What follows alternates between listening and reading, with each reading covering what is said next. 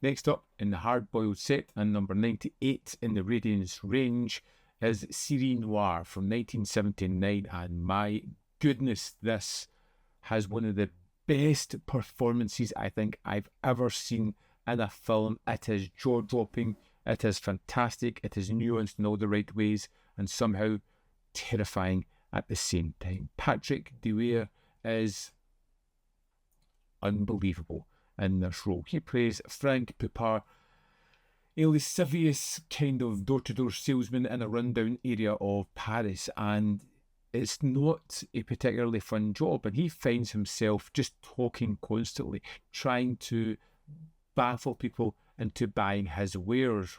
He's very much like a con man, barely making ends meet. Mes hommages, madame. Franck Poupart du comptoir des bonnes affaires. Michel, on n'a pas besoin de vos cochonneries. Oh là, pas du tout mal erreur sur la personne, là, hein? And this character is full of quirks and tics, making little noises and dancing to himself and in a world of his own.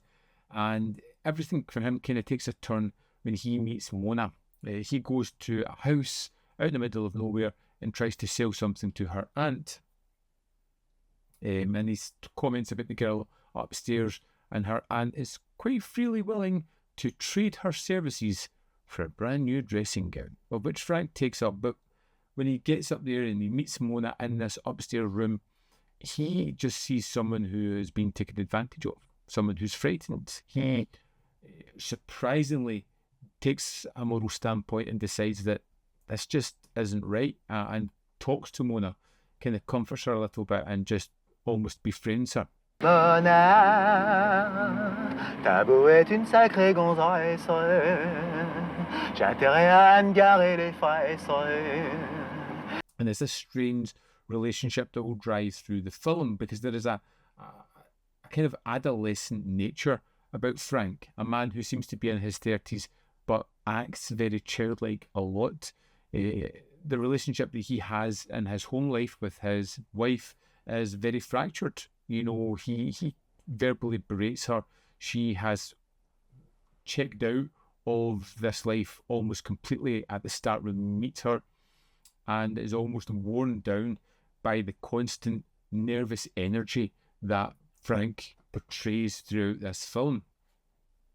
And it's one of those ones where, based on a Jim Thompson novel, you know it's never going to end well anyway, but you watch this character slowly eke into a darker playground than maybe he was originally said to be in, as he decides to take matters into his own hand. And throughout the film, there will be robbery, there will be murder, there will be lies and deceit, and we will see a character taken to the breaking point by the sheer pressure that he has caused himself and continues to mount upon himself as well.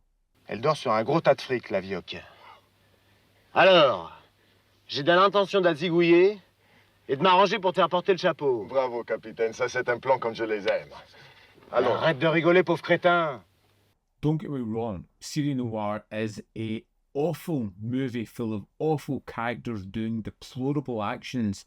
It's not a carefree fun film. It is captivating due to the performance. It feels like a bleak and barren existence. There's a lots of times where Frank is just moving around squalor in this town. It seems to be devoid of people. Everyone seems to have scurried away from the bright light. Even his boss is a kind of horrible man. We see that a couple of times through the film, that he's another kind of cockroach in Frank's life. Je suis obligé de porter plainte contre vous. qu'est-ce que... Ça va pas, non? Vous avez fait complètement louche. Vous verrez, mon petit Franck, un petit séjour en tôle vous mettra un peu de plomb dans la cervelle. Everything about this film comes back to Patrick Dewey's performance as Franck Poupart. It is, and I can't understate this enough, absolutely mesmeric. The way that he fidgets, the way he moves, this constant nervous energy that he seems to channel into this performance is nothing short of breathtaking. Wow, it's exhaustive, it's terrific, it's wonderful. Couldn't get enough of it. I think on a whole satisfying tale, Police Python 357 was more kind of complete for me. I think Serie Noire was better performances. It leaves a little bit of a sting in the tail I didn't quite like, but it didn't ruin the film for me. Here we are in the disc for Serie Noire. Let's go to the special features. First up, we have Serie Noire, The Darkness of the Soul, an archival documentary from 2013 that explores the making of Serie Noire with interviewees including producer Maurice Bernat, Pierre William Glenn, actress Miriam Boyer and Nadine Trintignant. And this runs for 52 minutes 26 seconds. It's a great look back at the film, talking about the influences. They also look at how it impacted French cinema, how it impacted cinema at the time, and its lasting legacy. Next we have Alain Corneau and Marie Trintignant.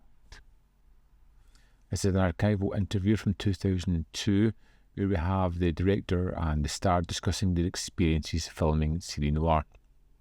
This runs for 28 minutes 52 seconds. A lot more of Corneau than there is Trintignant, and it's kind of cut in between as they touch on similar subjects, and it's nice to see them talk about Patrick as well in such a fond way, admiring his style and this being one of his best performances. Next we have on-set interviews, originally recorded in 1981 for Belgian TV. Alain Corneau, Patrick Dewar and Miriam Boyer are interviewed on the set of Serie Noire, and this runs for 10 minutes 56 seconds. It's really good because you get to see Patrick Dewar, who isn't in much else of the extras. His words, his appreciation of the film, he knows that this is a great part and kind of reveling, talking about it. And finally, next we have A Hollyhock in a Cornfield, Jim Thompson on screen. In this newly created visual essay, writer and programmer Paul Martovich explores the complicated history of Jim Thompson's screen adaptations and how filmmakers have attempted to adapt his distinctive prose to the screen. Created exclusively for Radiance in December 2024, and it runs for 29 minutes 41 seconds, and it's wonderful. Jim Thompson is a huge figure in pulp noir books. His films have been adapted many times, and this kind of runs through a lot of them, focusing on what was good, what was bad, why they kind of struggled to adapt this voice, where his novels ever really designed to be explored on screen, and does it take a special kind of person to do that? It's a great extra and highlighted a couple of films that I have missed that I do want to go back and check out.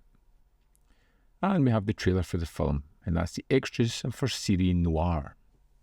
Phenomenal.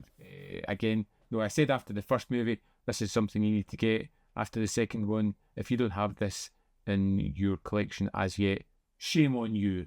I want your reasons in the comment box below why you haven't picked this up yet and how you're going to rectify that situation. Wonderful 2 movies so far. Can't rave highly enough about them. Let me know in the comment box below your thoughts on Serie Noire, and if you have any kind of way of nudging people to pick this up, let me know what you love about this movie or what you hate or how you kind of fell in the middle of it. I want to know all opinions you have about this one. As always, there's more content up here. You can see more of my stuff. In the description box below are links to Patreon, membership program, and manvfilm.com. All ways in which you can support me. Thanks for watching, and I'll see you next time.